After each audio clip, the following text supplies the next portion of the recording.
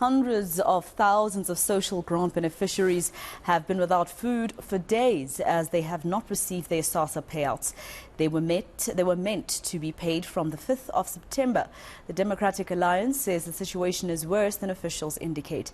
eNCA's Hloni Mtimkulu is following the story for us, and she joins us now live. Hloni, you were at that media briefing by both the Communications Minister and the Social Minister in terms of the issue with grants. Even Postbank was there.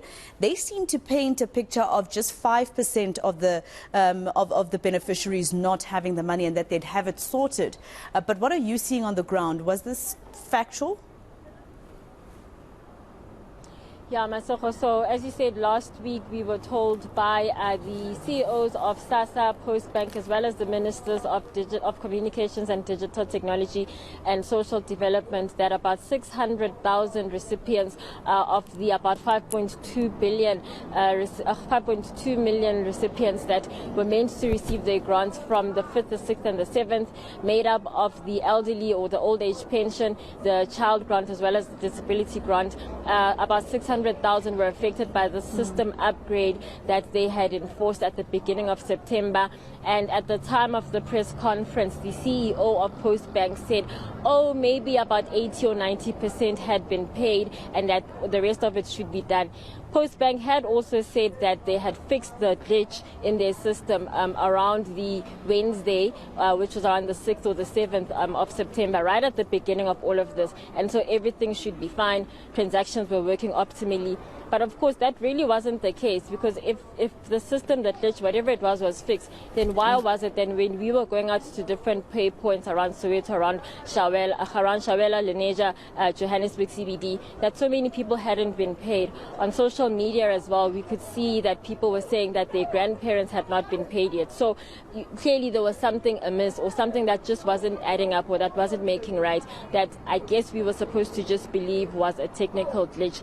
In any event, what is this technical glitch that can't be resolved in a matter of a day or two? You know, it's been going on for 2 weeks. And even today, we've been around. The lines are much shorter today, I have to say. But there are still people who have not received their grants for September. And we don't know if it's because they've just given up or if they have actually been paid since the press briefing on Thursday.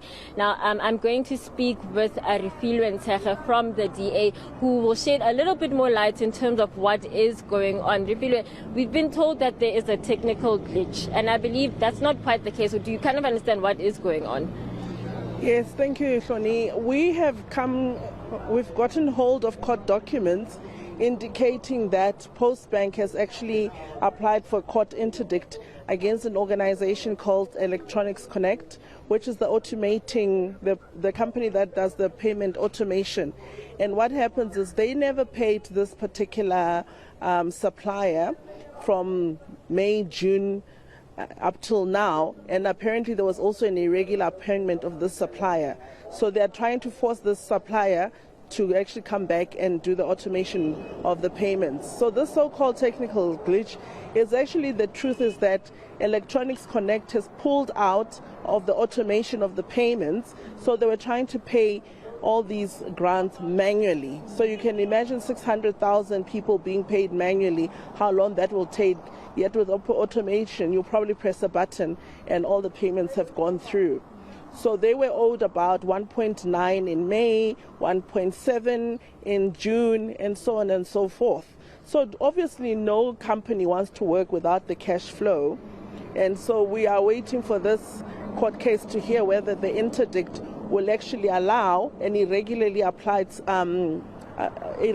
appointed supplier to actually come back on board with Postbank and do the automation of the payments.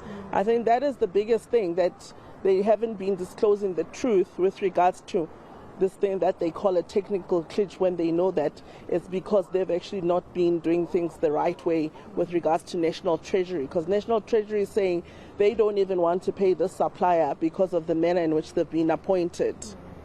And also, just talking about that, around the same time as this was happening last week, we saw that the Postbank board resigned, and then there was this whole, did they resign, were they fired by the minister? How much does that fit into all of this that's happening now? Well, from what we understand, the board actually resigned because they were going to be fired the next day, but they resigned by themselves. But really, this whole debacle is just a mess, especially when you look at the people that are the recipients of these grants. As you said, behind us is the Post Bank, where we're here in Oliphant, and you hear elderly people saying a return trip on a taxi is 27 Rand. And they have come to try and collect. Sometimes they borrow money, or they only have money for one way, hoping that when they get to the post office, then they'll have money to get back home and pay for rent and food and other things. And in most instances, then they end up returning with nothing. And one wonders what happened. These are not people you should be playing around with. These are very, very vulnerable people, where if you've done this return trip 6-7 times, nothing at hand, it's really, really a painful thing. Elderly people should be respected. We should be protecting them because of their ages and just making sure that they are looked after by our government. And this is an absolute failure of government. And I think the minister should really be pushing to be assisting. Tomorrow, we feel like we are actually going to the South African Human Rights Commission to also say the minister should be held account for this. This is completely, completely unacceptable to our vulnerable residents of South Africa. And noting that here we are in Gauteng, where we know the population is over 12 million. So we've got the biggest population group and obviously the most affected members of our community. I just want to go back to the Post Bank issue, that in terms of the timing, it can't be just an innocent resignation of the board, and this is all playing out. They accuse the minister of overplaying his hand in his involvement, whereas he talks about this illegal 140 million rand contract. Just the timing and how it's affected the payout of social grants this month can't be a coincidence. Absolutely not. Clearly, the board had had enough. They can't bypass treasury systems. And so they had to step down because they felt like they don't want to be accountable for such a mess. In fact, if you look at other statements, you'll see that the minister also returned about 17 billion rand back to treasury. And while we have people starving and not receiving grants, I mean, it doesn't get worse than this. Just a final question, just in terms of this court interdict and the court action that's kind of going to play out. What does this mean possibly for the next few months, given that we still in September, payments are not completed? There's October coming up, November, December, festive season. I think we will have to rely on the judiciary to see if they will actually uphold the court interdict. So this was launched already in August. We got hold of the documents last week, Friday. So we need to just see what the court rules. And I think it's going to be very complicated for the courts themselves, considering that Electronic Connect themselves were appointed irregularly. So it's going to be very fascinating. But I think when you look at the beneficiaries of the grants, maybe they'll have to just consider that when they make a ruling on whether to uphold the interdict or not. Well, thank you so much, Refilwe Masego.